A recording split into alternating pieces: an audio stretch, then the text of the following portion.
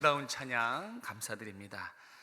여러분 먼저 주님의 은혜와 사랑이 가득한 명절 되시기를 주님의 이름으로 축복합니다. 우리 새해 인사 함께 나눌까요? 새해 복 많이 받으십시오. 새해 복 많이 받으십시오. 네. 오늘부터 이제 신나는 구정 연휴입니다. 네. 이제 고향 가시죠? 갔다 왔습니까 벌써? 우와, 야 그럼 이 연휴를 어떻게 채우시려고? 네. 지금 뭐 이 자리에 안 계신 분은 고향에 가서 부모님 같이 예배 드리시는 분들도 있고요. 제가 듣기로는 2부 예배 끝나고 이제 서둘러서 고향으로 가는 분들도 있다고 들었습니다. 뭐 조심히 잘 다녀오십시오.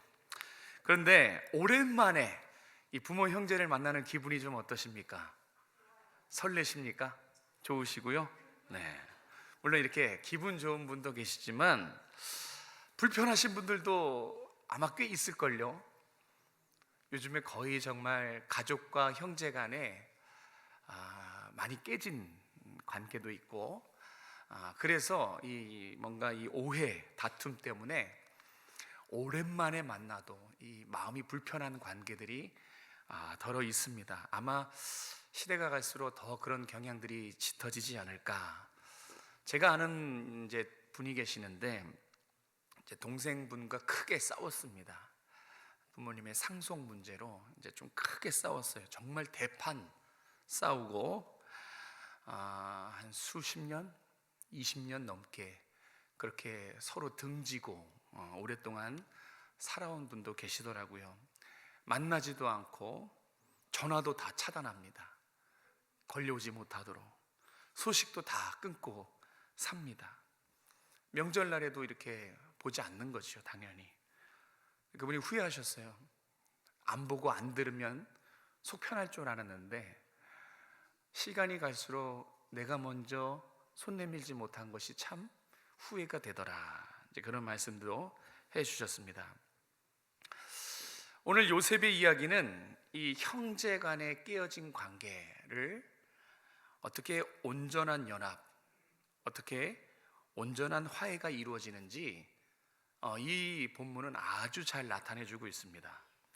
저는 개인적으로 이 본문을 참 좋아해요. 아마 저는 용서와 화해하면 이 요셉의 이 형제들과의 이 화합, 용서가 저는 성경에서 가장 아름다운, 가장 용서를 잘 담고 있는 그런 사건이라고 생각합니다. 자, 여러분, 오늘 우리가 함께 생각할 건 이겁니다. 어떻게 깨어진 관계가 하나 될 수 있을까? 어떻게 상처의 관계가 회복이 될 수 있을까? 특별히 가족과 형제와 자매와 친척들 간에 그 소원한 관계를 어떻게 우리가 하나 되고 회복할 수 있을까라는 것입니다. 결론적으로 오늘 요셉의 이야기 본문은 용서와 화해로 회복이 되고 하나 된다라고 가르쳐 줍니다. 그래서 제가 오늘 설교의 제목을 용서와 화해로 하나 된 가정이라고 정했습니다. 그런 여러분 가정 되시길 주님의 이름으로 축복합니다. 맞아요. 용서와 화해면 가족이 하나 되고 관계가 회복될 수 있습니다. 그럼 다음 질문, 그럼 어떻게 용서와 화해는 이루어질 수 있는 것인가? 그 대답을 오늘 요셉과 형들의 이야기 속에서 우리가 함께 찾을 수가 있습니다. 먼저 말씀드리고 싶은 것은 이 성경 속에 우리가 잘 아는 요셉의 이야기는 오늘 살아가는 바로 우리 가정의 이야기라는 것입니다. 요셉만의 이야기 아니라 우리의 가정과 똑 닮아 있어요. 여러분, 야곱의 가정은 하나님을 섬기는 가정입니다. 야곱의 가정은 하나님을 믿는, 오늘날로 따지면 우리처럼 성도의 가정이라고요. 믿음의 가정이었습니다. 그런데 성경을 잘 살펴보면 정말 이 야곱의 가정은 세상의 가정들과 큰 차이가 없어요. 이 야곱의 처음 시작된 그 삶, 야곱의 가족의 이야기를 보면, 성경에서 살펴보면 아니 세상 사람들보다 더 차갑고 냉정하고 더 깨어진 가정이에요. 편애하는 부모, 야곱이 그랬잖아요. 야곱이 이 자녀는 사랑하고 이 자녀는 안 사랑하고, 정말 자녀가 느끼기에 편애하는 부모였습니다. 그러니 형제들은 어떡합니까? 경쟁을 하고 서로 미워하고 왕따를 만들고, 그게 요셉이었어요. 형들이 단합해서 요셉을 미워하고 왕따를 만듭니다. 안녕 샬롬이라고 인사도 안 했다고 합니다. 그리고 죽이려고 들었고요, 형제를. 그리고 매정하게 노예로 팔아버렸는데, 그것이 바로 야곱의 가정, 즉 성도의 가정의 이야기였어요. 정말 세상보다 못한, 참으로 부끄러운 성도의 가정의 이야기가 오늘 결말이 되는 것입니다. 야곱의 가정은 한마디로 왜곡된 사랑이며 경쟁의 사랑이고 깨어진 관계, 형제 간의 깨어진 관계, 이게 야곱의 가정이었어요. 그런데 하나님께서 이 깨어진 관계, 이 소원한 관계를 자그마치 22년 만에 치유하십니다. 그 치유와 회복, 용서가 오늘 본문의 말씀이에요. 어떻게 치유하시는가? 아까도 말했지만 용서로 치유하셨어요. 형제 간의 화해로 이 깨진 관계를 치유하십니다. 자, 그럼 오늘 우리가 살펴볼 것, 용서와 화해하게 만든 그 힘, 어떻게 용서와 화해를 이룰 수 있는가? 오늘 본문에서 두 가지만 한번 살펴보도록 하겠습니다. 자, 먼저 1절과 2절 말씀, 45절 1절과 2절 한 목소리로 읽겠습니다. 시작.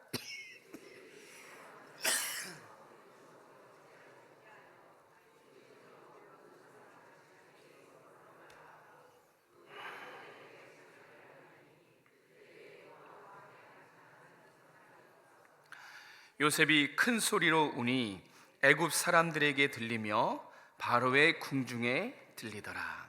아멘. 어떻게 용서와 화해를 할 수 있습니까? 첫 번째 기억할 것은 진정한 회개, 다시 말해 진정한 변화가 용서와 화해를 가능하게 하는 힘입니다. 모르는 것이 아니죠. 하지만 다시 기억하십시오. 용서와 화해는 진정한 회개가 선행돼야 되는 거예요. 내가 먼저 진정한 회개, 진정으로 변할 때 관계의 깨짐, 관계의 회복은 이루어지는 것입니다. 용서와 화해가 가능한 것이죠. 요셉이 그동안 형제들을 만나서도 자신을 드러내지 않습니다. 동생이라고 밝히지 않아요. 꾹꾹 참습니다. 이 북받쳐오는 감정, 베냐민을 봤을 때 한 번 그랬고, 형제들을 봤을 때 오늘이 세 번째, 이 본문이 세 번째 꾹 참았다가 터진 겁니다. 그동안 신분을 밝히지 않고 몰래 울고 숨지기고 그랬어요. 왜 그랬는가? 형제들이 달라졌는가? 이게 요셉한테는 중요했어요. 여러분, 용서와 화해는 상대방이 정말 변화가 됐는가? 거기서 시작이 되는 거예요. 이전처럼 냉정한 형들이었으면 오늘 본문의 기록은 완전히 달라졌을 것입니다. 요셉에겐 지금 형들이 달라졌는가, 이것을 살피는 것이 너무너무 중요했어요. 그래서 신분을 감춥니다. 올라오는 이 감정을 꾹꾹 누릅니다. 형이 과연 변했는가, 이거를 확인하고 싶었기 때문에 그렇습니다. 그런데 1, 2절 보니까 그 정을 억제하지 못해서 이 꾹꾹 참았던, 억지로 눌렀던 이 요셉의 감정이 유다의 간청을 듣고 그만 폭발해 버립니다. 이 북받쳤던 그 꾹꾹 눌렀던 감정이 유다의 간청에 그만 터져 버렸어요. 그리고 대성통곡을 합니다. 큰 소리로 울었다 그랬어요. 정말 엉엉 울었다는 거예요. 저 밖에까지 다 들리도록. 개역 한글 성경에는 방성대곡했다 그랬어요. 대성통곡. 엉엉 울었다는 것입니다.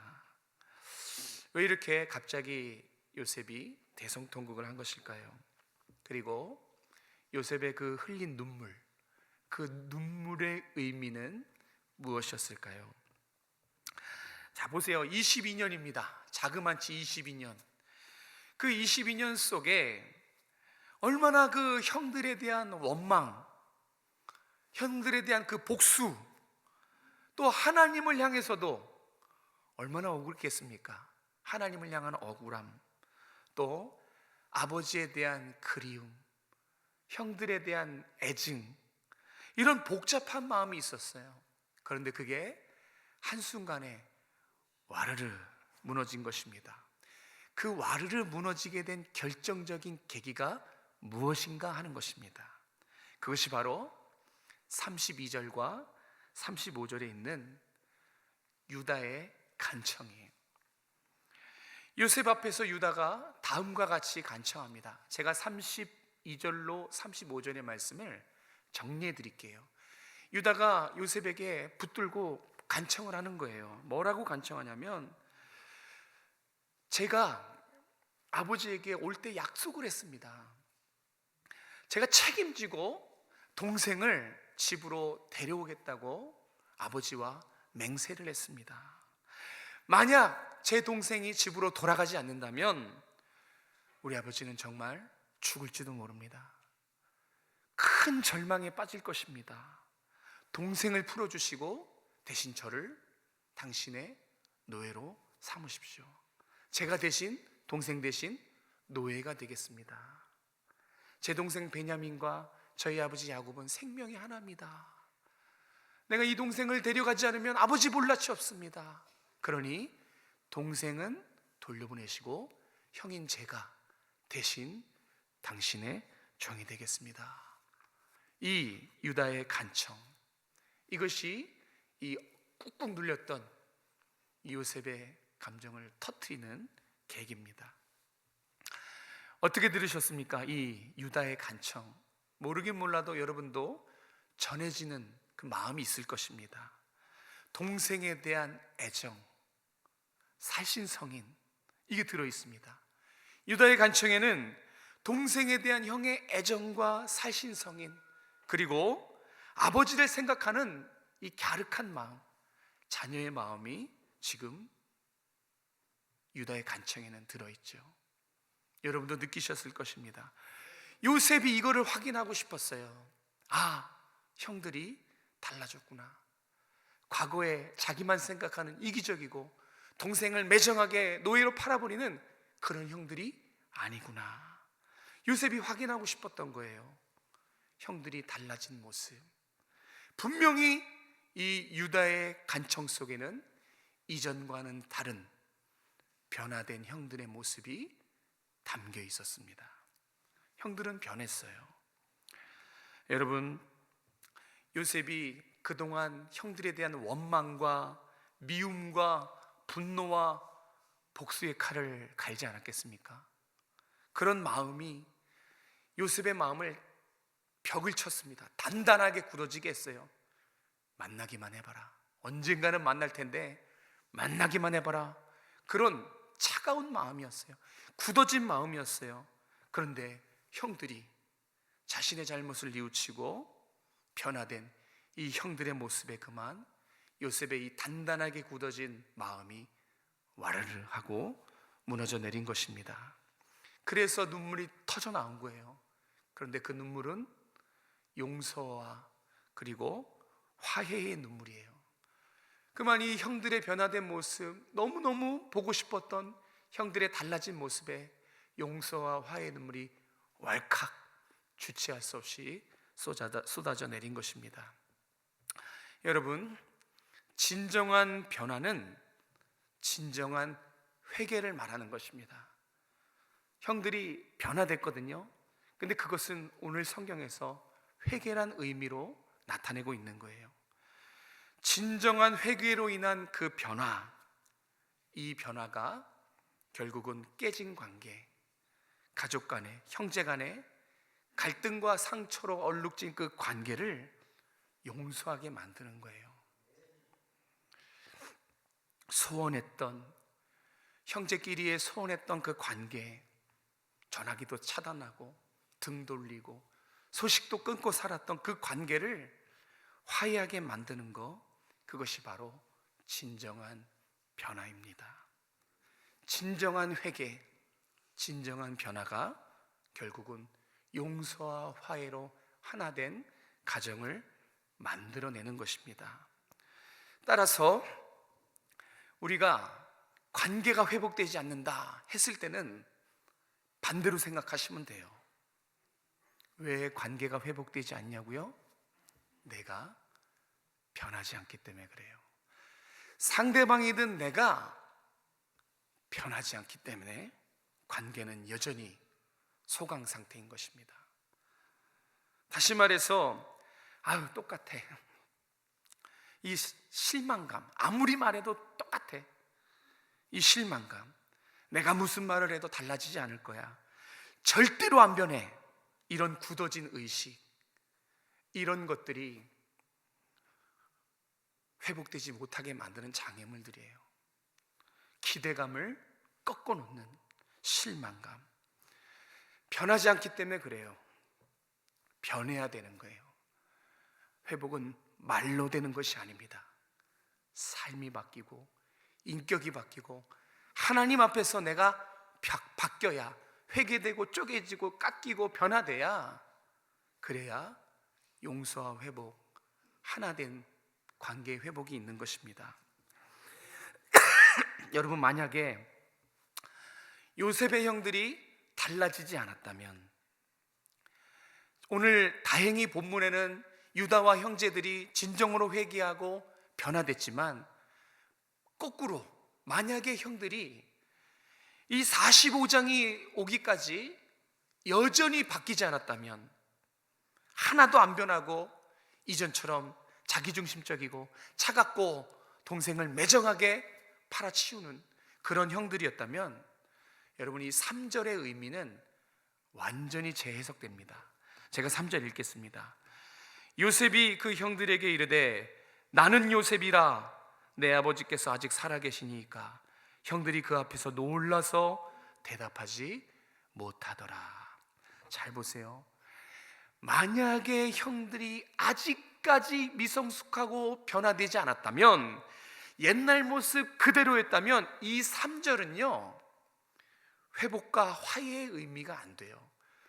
다행히 본문은 회복과 화해의 의미지만, 만약에 형들이 변화되지 않았다면 이 3절은 심판의 말씀이 됐을 거예요. 형들이 진정으로 회개하고 진정으로 변화되어 있기 때문에 45절에서 만나는 이 요셉이 심판자로서의 요셉이 아니라 구원자로서의 요셉을 만날 수 있게 된 것입니다. 형들의 진정으로 변화된 모습이 그 요셉과 형제들을 서로 하나 되게 만들고 요셉으로 하여금 용서할 수 있도록 도전하게 만든 것입니다. 꼭 기억하십시오. 우리 가정에 혹시 친척들 간에, 형제 간에, 자매 간에 뭔가 소원하고 관계가 등 돌려 있다면 이제 어떻게 해야 될까요? 용서와 화해 어떻게 해야 됩니까? 진정으로 회개하고 진정으로 변화될 때 용서와 화해가 이루어질 수 있는 것입니다. 그런 여러분의 가정 되시길 주님의 이름으로 축복합니다. 자, 두 번째는 5절과 7절 말씀입니다. 5절 그리고 7절 말씀을 같이 읽도록 하겠습니다. 시작. 당신들이 나를 이곳에 팔았다고 해서 근심하지 마소서, 한탄하지 마소서. 하나님이 생명을 구원하시려고 나를 당신들보다 먼저 보내셨나이다. 하나님이 큰 구원으로 당신들의 생명을 보존하고 당신들의 후손을 세상에 두시려고 나를 당신들보다 먼저 보내셨나니. 아멘. 자, 어떻게 용서와 화해로 가정이 깨진 관계가 하나 되고 회복될 수 있습니까? 이 5절과 7절 말씀은 정말 우리가 기억해야 되는 말씀이에요. 어떻게 그렇게 될 수 있나요? 하나님의 섭리를 발견할 때 용서하고 화해할 수 있을 줄로 믿습니다. 하나님의 뜻, 하나님의 섭리를 발견할 때 우리가 할 수 없는 용서, 우리가 할 수 없는 화해, 이것이 가능한 것입니다. 자, 지금 5절과 7절의 고백은 너무너무 중요해요. 이 요셉의 이 얘기에 대반전을 이뤄내는 아주 중요한 요셉의 고백입니다. 그러니까 요셉은 이 5절 7절 고백을 통해서 더 큰 관점에서 바라보는 거예요. 지금까지 자신의 삶, 지나왔던 세월들, 형제들의 관계를 자신의 시각이 아니라, 인간적인 해석이 아니라 더 큰 해석의 틀, 더 큰 관점에서 해석하고 있는 것을 우리는 쉽게 확인할 수 있지요. 상황과 환경을 다르게 해석하는 이 관점, 더 큰 관점, 이 독특한 관점 때문에 할 수 없었던 형들과의 이 화해, 그동안 원망과 복수심이 얼마나 컸습니까? 그런데 그것이 이 관점 때문에 눈 녹듯이 스르르 녹아지게 된 것입니다. 이 관점이 무엇일까요? 여러분이 반드시 견지해야 됩니다.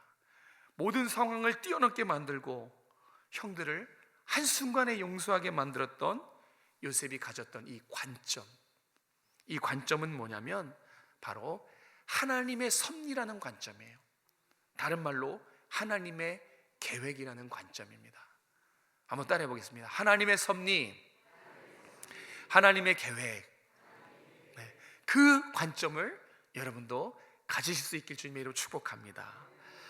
요셉은 지나온 억울하고 비참하고 그런 삶을 하나님의 섭리요, 하나님의 구원 계획이라고 고백해요. 하나님으로 해석한 것입니다. 정말로 하나님의 계획 속에서, 하나님의 섭리 속에서 자신의 인생을 살펴보니까 고난도, 상처도, 아픔도, 억울함도 다 요셉의 가족을 살리기 위한 하나님의 구원 계획의 일부분이라는 것을 깨달아요. 그래서 과거의 형들의 잘못, 자신이 가진 원망까지 다 내려놓고 화해와 용서의 모드로 전환하는 것입니다. 너무너무 중요해요. 요셉의 마음을 확 바꿔놓았던 것은, 하나님의 시각으로 바라볼 수 있게 한 것은 바로 하나님의 섭리, 하나님의 계획입니다. 여러분, 단순하게만 생각해도 나의 좁은 해석, 나의 한계 있는 해석의 틀로 문제를 바라보고 상황을 바라보면 어떻게 되겠습니까? 나의 이 좁은 해석, 좁은 시야로 문제와 상황, 얽히고 설킨 이 관계 올바르게 판단할 수가 없습니다. 정확하게 판단할 수가 없어요. 말 그대로 한계가 있는 관점, 한계가 있는 해석 틀입니다. 우리는 상대방의 마음을 헤아릴 수 있는 능력을 가지고 있지 않아요. 관계를 헤아릴 수 있는 그런 능력이 우리 자신에게는 없습니다. 그런데 자신의 연약함을 인정하고 자신의 관점, 자신의 한계를 내려놓고 하나님의 섭리 안에서 인생들을 해석할 때, 나의 지나온 모든 삶과 깨어진 관계를 하나님의 섭리와 하나님의 계획 안에서 해석할 때 문제가 풀립니다. 문제가 다르게 보이는 것이에요. 아, 그때 그게 뭐였지? 도저히 이해 안 되는 그런 상황도, 그건 도저히 불가능해 보였던 그런 문제, 사람이 할 수 없는 용서와 화해도 하나님이 일하실 때, 하나님의 관점으로 볼 때야 비로소 이해되고 해결되는 역사가 일어나는 것입니다. 이것이 저와 여러분이 가진 신앙의 힘이에요. 신앙의 힘이란 건 그럽니다. 신앙은 다르게 볼 수 있는 힘을 있어요. 나의 사건, 나의 문제를 하나님의 사건으로 바꿀 수 있는 힘은 신앙에서 나오는 거예요. 난 분명히 불행했는데 요셉이 자신의 인생을 불행하다고 판단했어요. 그런데 하나님의 섭리가 자신의 인생을 비추는 순간 행복으로 바뀝니다. 자신은 분명히 저주받은 인생이라고 생각했는데 하나님의 계획이 비춰지는 순간 하나님의 계획으로, 행복으로 바뀌어지는 거예요. 요셉의 과거의 그 억울하고 비참한 인생을 어떻게 하나님의 섭리, 어떻게 하나님의 계획으로 인정하고 다 내려놓을 수 있었을까요? 요셉의 믿음 때문에 그래요. 하나님이 내 인생을 주관하신다. 하나님의 눈높이에서 자신의 삶을 바라봤을 때 비로소 몰랐던 나의 삶, 비로소 이해되지 않았던 지난날의 과거, 왜 팔려갔을까? 내가 왜 누명을 썼고 왜 죄수가 됐고 왜 총리가 됐을까?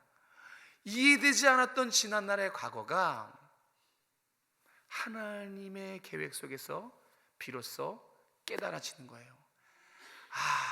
그때 그래서 하나님이 나를 낮추신 것이구나. 그때 하나님이 그래서 나를 광야로 인도하신 것이구나. 내가 그래서 시련을 만난 거였구나.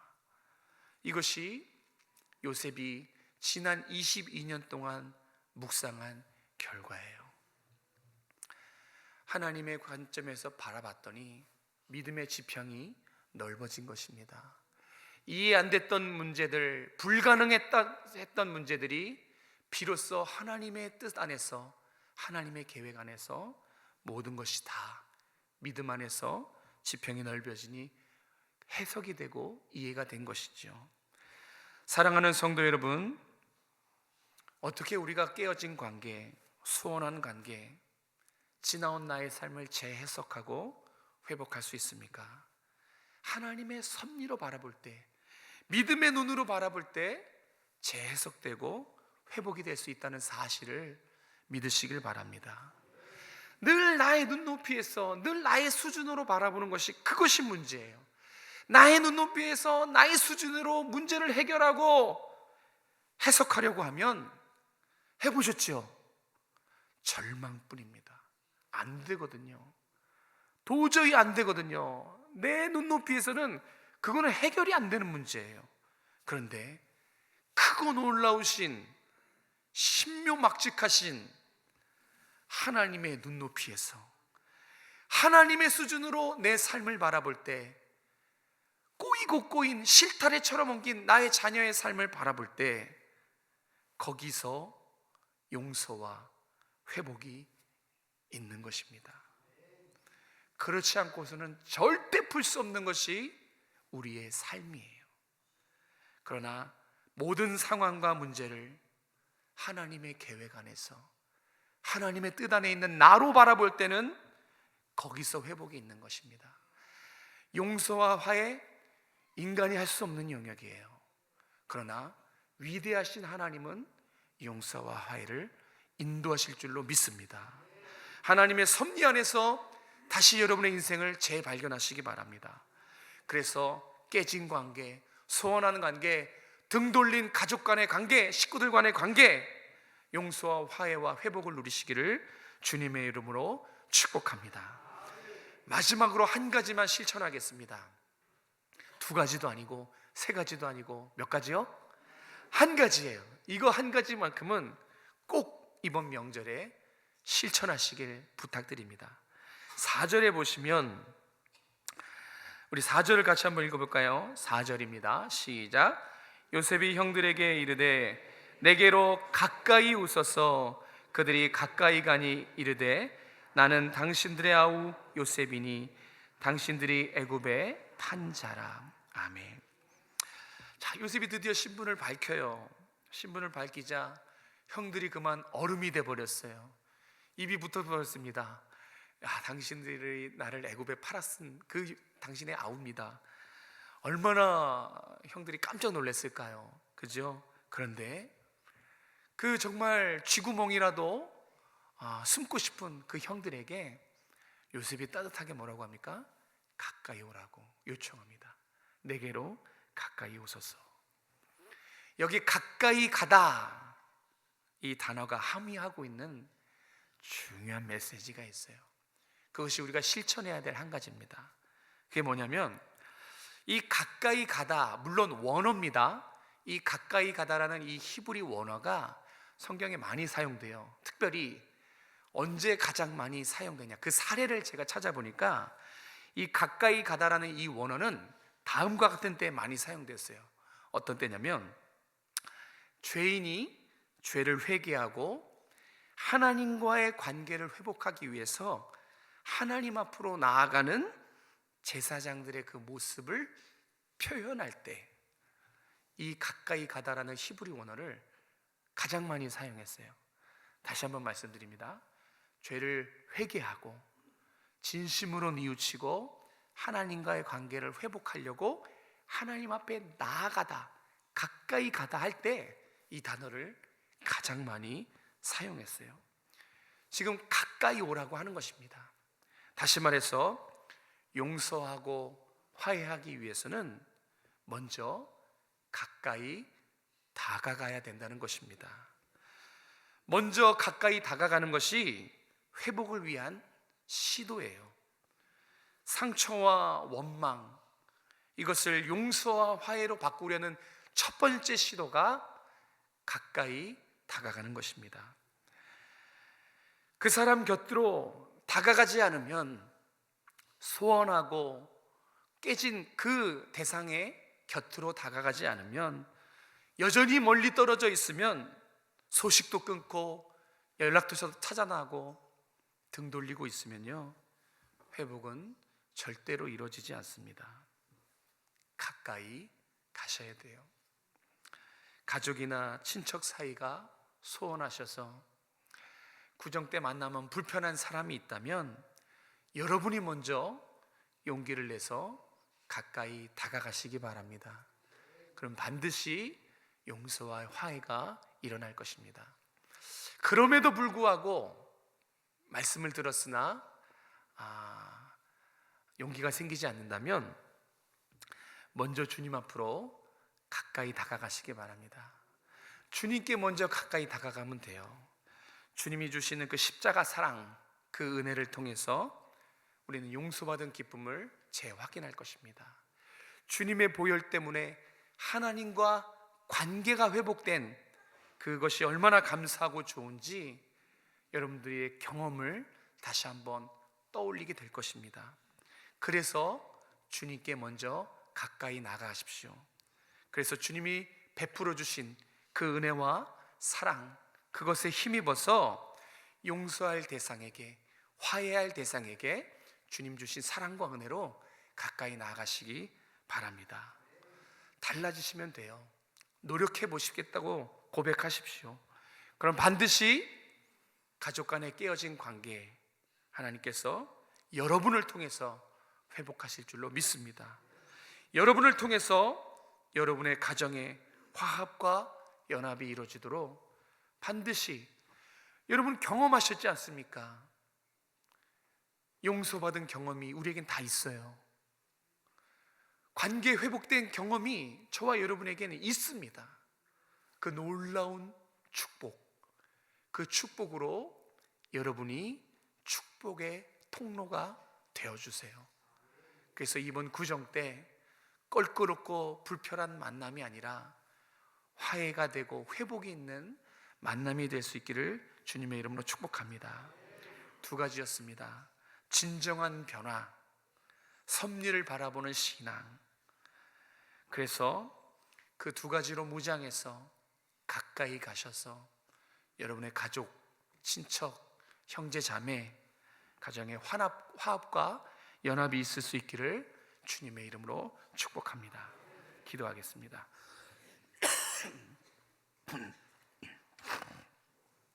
사랑이 많으신 하나님, 감사합니다. 오늘도 우리에게 이 아침에 귀한 말씀으로 도전하게 하시니 감사합니다. 우리가 먼저 용서받았고 우리가 먼저 하나님과 회복된 그 경험으로 주님 주신 사랑과 은혜로 혹시 주변에 가족 간에 친척 간에 깨지거나 소원한 관계가 있다면 하나님 진정한 회개와 진정한 변화와 하나님의 시각에서 바라볼 수 있도록 도와주셔서 이번 명절에 화해와 회복이 있을 수 있도록, 용서가 있을 수 있도록 은혜 베풀어 주시옵소서. 얼마나 이 땅의 가정들이 깨지고 상처로 얼룩진지 모릅니다. 혹시나 우리 가정도 그렇지 않은지 돌아보게 하시고, 소원한 관계들이 주 안에서, 복음 안에서 재해석되어지고 회복이 되어지고 화해가 되어질 수 있도록 은혜 베풀어 주시옵소서. 이번 구정 명절에 정말 큰 기쁨의 특별한 명절이 되기 원합니다. 귀성길 귀경길 하나님께서 눈동자처럼 지켜주시고 보살펴 주시고 인도해 주셔서 안전한 귀성길 귀경길이 될 수 있도록 함께하여 주시고, 또 형제들과 주님의 사랑을 나누고 예배하며 연합이 되어질 수 있도록 축복하여 주시옵소서. 거룩하신 예수님의 이름으로 감사하며 기도드립니다.